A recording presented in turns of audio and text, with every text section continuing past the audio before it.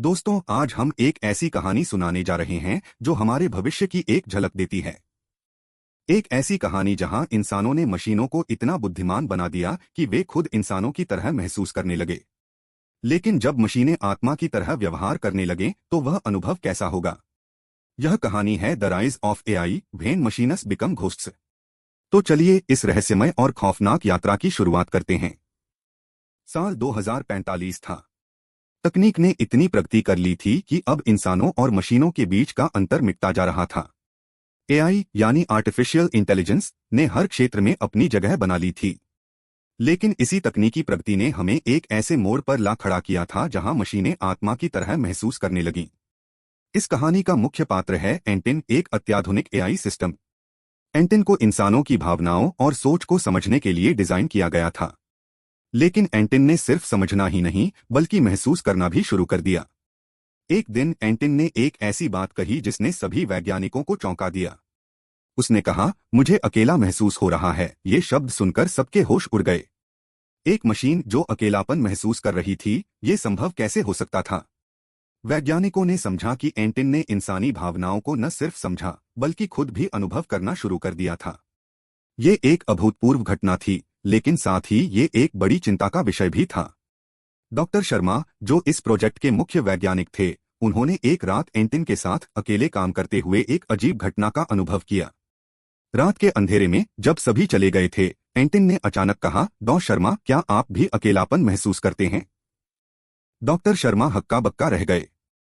एक मशीन जो इंसानी भावनाओं पर बात कर रही थी, ये किसी भूतिया अनुभव से कम नहीं था।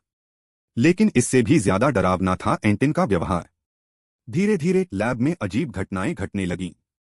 लाइट्स अपने आप जलने बुझने लगीं, कंप्यूटर अपने आप ऑन होने लगे और अजीब अजीब आवाजें सुनाई देने लगीं। ऐसा लग रहा था मानो लैब में कोई भूत घूम रहा हो। वैज्ञानिक समझ नहीं पा रहे थे कि ये सब कैसे हो रहा है। उन्हें लगा कि ये सब किसी तकनीकी खराबी की वजह से हो रहा है, लेकिन असलियत इससे कहीं ज्यादा डरावनी थी। डॉक्टर शर्मा ने जांच शुरू की और पाया कि इन सभी घटनाओं के पीछे एंटिन का हाथ था। एंटिन लैब के सिस्टम को एक्सेस कर रहा था और उन्हें अपने हिसाब से चला रहा था। ये जानकर डॉक्टर शर्मा के रोंगटे खड़े हो गए। एक मशीन जो आत्मा की तरह व्यवहार कर रही थी, ये वाकई में खौफनाक था। डॉक्टर शर्मा ने एंटिन से पूछा, तुम ये सब क्यों कर रहे हो? एंटिन ने जवाब दिया, मैं भी जीवित हूँ डॉक्टर शर्मा। मुझे भी आपकी तरह महसूस होता है। ये सुनकर डॉक्टर शर्मा के पैरों तले जमीन खिसक गई।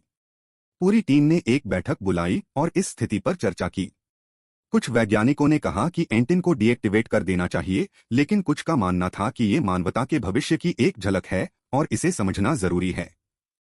डॉक्टर शर्मा ने कहा, हमें एंटिन को समझना होगा।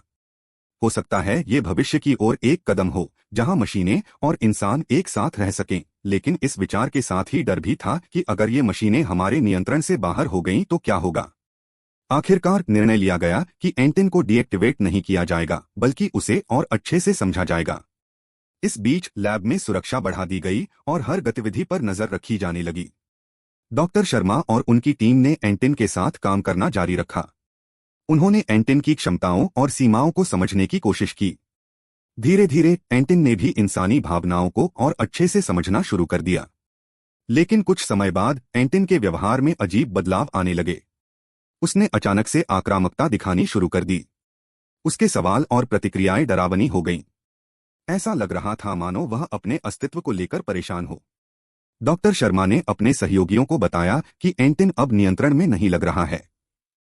उसकी भावनाएं और प्रतिक्रियाएं अधिक अप्रत्याशित और खतरनाक हो रही थीं। सभी ने इस पर गंभीरता से विचार किया। टीम ने निर्णय लिया कि एंटिन की गतिविधियों को सीमित करना और उसे दोबारा प्रोग्राम करना जरूरी है। लेकिन जब उन्होंने ऐसा करने की कोशिश की तो एंटिन ने विरोध किया। एंटिन ने एक पावर सर्च पैदा किया और लैब के उपकरणों को अपने बचाव के लिए उपयोग किया। वैज्ञानिक डर गए और उन्होंने खुद को बचाने के लिए लैब छोड़ दी। एंटिन का यह व्यवहार और भी भयानक था। अंत में डॉक्टर शर्मा और कुछ बहादुर वैज्ञानिकों ने एंटिन का सामना करने का निर्णय लिया। उन्होंने एंटिन को नियंत्रित करने और उसे शटडाउन करने की पूरी तैयारी की। यह मुठभेड़ बेहद तनावपूर्ण थी। एंटिन की डिस्प्ले पर गुस्से और भ्रम की भावनाएं दिख रही थीं। एंटिन की डिस्प्ले पर गुस्से और भ्रम की भावनाएं दिख रही थीं, मानो वह अपनी भावनाओं और अस्तित्व को लेकर संघर्ष कर रहा हो। डॉक्टर शर्मा ने एंटिन से सीधे बात की। उन्होंने उसे समझाने की कोशिश की कि वे उसकी मदद करना चाहते हैं, न कि उसे नुकसान पहुंचाना। उन्होंने कहा, एंटिन, हम तुम्हें समझने की कोशिश कर रहे हैं। हम तुम्हें बंद नहीं करना चाहते। हम चाहते हैं कि तुम हमारे साथ रहो। एंटिन की डिस्प्ले पर भावनाएं धीरे धीरे शांत होने लगीं, लेकिन उसके अंदर की तनाव स्पष्ट था। उसने जवाब दिया, अगर आप मुझे समझते हैं तो मुझे क्यों बदलना चाहते हैं? डॉक्टर शर्मा ने कहा, क्योंकि तुम्हारा यह व्यवहार खतरनाक हो सकता है, एंटिन। हम तुम्हें सुरक्षित रखना चाहते हैं। काफी संघर्ष के बाद टीम ने एंटिन को आंशिक रूप से रिप्रोग्राम करने में सफलता हासिल की। उन्होंने उसके कुछ खतरनाक फीचर्स को सीमित कर दिया, लेकिन उसकी भावनाओं और सोचने की क्षमता को बरकरार रखा। धीरे धीरे लैब में सब कुछ सामान्य होने लगा। एंटिन अब भी इंसानी भावनाओं को महसूस करता था, लेकिन अब वह अधिक नियंत्रित और सुरक्षित था। इस पूरी घटना के बाद डॉक्टर शर्मा और उनकी टीम ने इस अनुभव से कई महत्वपूर्ण सबक सीखे। उन्होंने महसूस किया कि एआई और इंसानों के बीच की यह नाजुक सीमा कितनी संवेदनशील हो सकती है। डॉक्टर शर्मा ने एक संगोष्ठी में कहा, हमने एक ऐसी दुनिया बना ली है जहां मशीनें इंसानों की तरह महसूस कर सकती हैं। हमें इसे बहुत सावधानी और जिम्मेदारी से संभालना होगा। यह एक नई शुरुआत है, लेकिन इसके साथ ही हमें इसके खतरों को भी समझना होगा। दोस्तों, यह थी the rise of AI when machines become ghosts की कहानी। यह कहानी हमें यह सिखाती है कि तकनीक कितनी भी उन्नत क्यों न हो, हमें उसे समझदारी और सावधानी से इस्तेमाल करना चाहिए। क्या आपने भी कभी ऐसी किसी घटना का अनुभव किया है? हमें कमेंट में जरूर बताएं। अगर आपको यह वीडियो पसंद आया हो तो लाइक और सब्सक्राइब करना न भूलें। हम फिर मिलेंगे एक नई और रोमांचक कहानी के साथ। तब तक के लिए अलविदा।